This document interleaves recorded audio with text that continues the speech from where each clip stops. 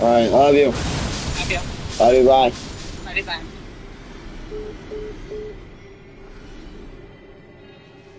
Higher end, but still completely healthy. Even in the youngest adult group, ages 20 to 29, women aren't classified as obese unless they're above 32% body fat. This is why you'll see plenty of women in the gym who look fit, eat balanced diets, and don't aggressively restrict food, and would still land near 30% body fat. In the US, only about 10% of women are leaner than that. That said, a woman could be at 30% body fat while barely exercising and living on takeout. And this is where individual differences really start to matter.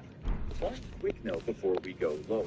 This explains why two people at the same body fat percentage can look very different and face very different health risks. Body fat distribution varies by genetics and ethnicity, which is why people at the same body fat percentage, BMI, look very different and face very different health risks.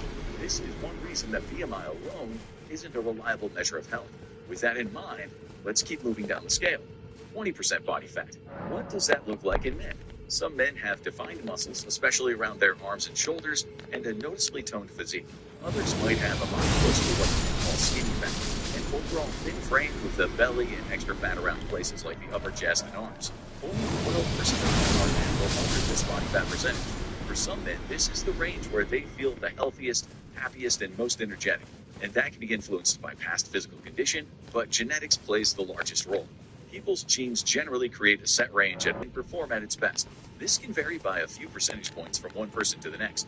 That's also why people can look very different at the exact same body fat percentage.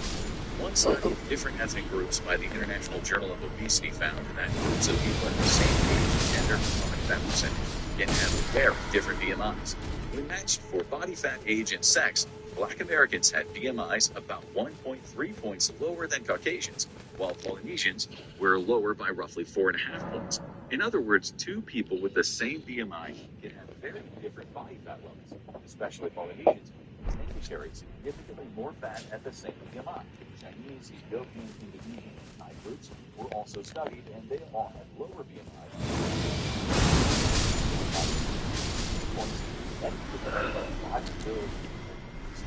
That's why BMI is always the best indicator of overall health. It doesn't take into account muscle mass or physique differences, and research eventually figured out why. Some human populations tend to have smaller brains, around their organs. All of this highlights how strongly genetics shapes where fat is stored. That translates into health risks over time. And the lower you go on the scale, the more those differences matter. 20%, we're already in a really small group when it comes to women, because women look pretty fit at this level of body fat. Most will have somewhat defined abs and noticeable muscle. In fact, most female athletes sit around 20% body fat.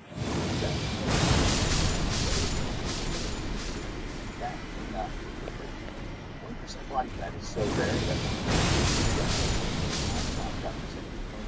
5%.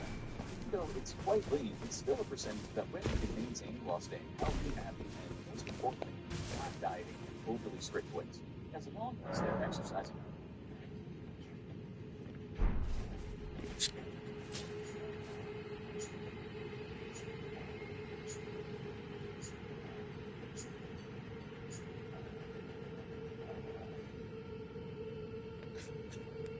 Consistently, mostly following a healthy meal plan.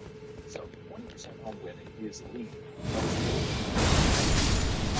When you start to get below that range, and 50% women start to potentially dangerous territory. And if the body starts actively replacing those patterns, while then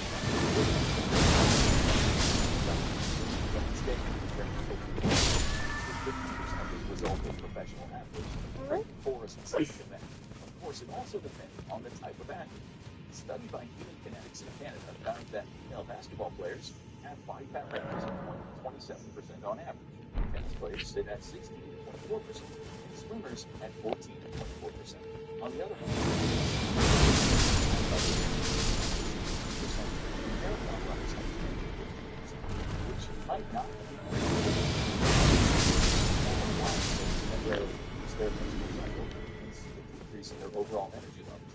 After a while, their bone mineral density will fall, and their gut health will also be negatively affected. hunger levels definitely go up as your body fights to get body fat back on. So maintaining this percentage will also feel like a huge chore, since women's essential body fat lies between 10 and 12%. Men,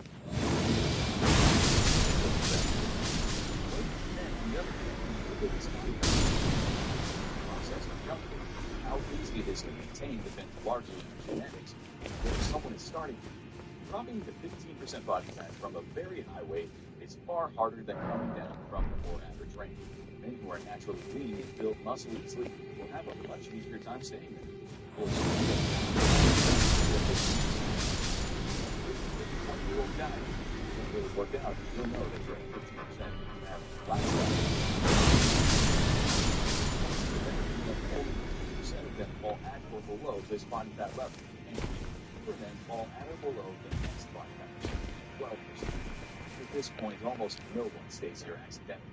Even if men can reach that body fat range, maintaining it is much harder. That kind of body composition usually means strict repetitive Look at the vaccine. Not everything has to be self-punishment, guys. Very consistent challenging workout schedule and a strict program. The difference between 12 and 15% for those men is that at the former level, you can start to see some ab definition. Not because you've been killing it. As for women, 12% body fat is squarely in bodybuilding territory. Reaching that level is possible without drugs. Someone may look extremely healthy. 12%. Body fat is almost entirely about appearance, not function. Outside of bodybuilding, you mainly see numbers this low in intensive gymnastics or similar sports, and then even there, it often comes with missed periods and other negative health effects. Not to mention the hunger pangs, a huge chunk of your day. Every day, women with this amount of body fat are barely staying above their essential fat. Let's go a bit further. They have clearly defined six-packs. They have muscle striations all over the place. But at this point, even men really can't step out of line at all when it comes to your meal and fitness routine, with the exception of a rare few men who thrive at that level because they have the genetics of a pro athlete. The probability of that being and just a very thin man, you might want to look at putting on some weight. You'll probably have very visible abs, but because you haven't built up your muscle mass. For women, 10% is the minimum amount of body fat percentage that is biologically possible. At that point, you're down to the lowest point of your essential fat. It is really, really not recommended to go below that, or even get there, honestly. Active bodybuilding in preparation for a competition might get that.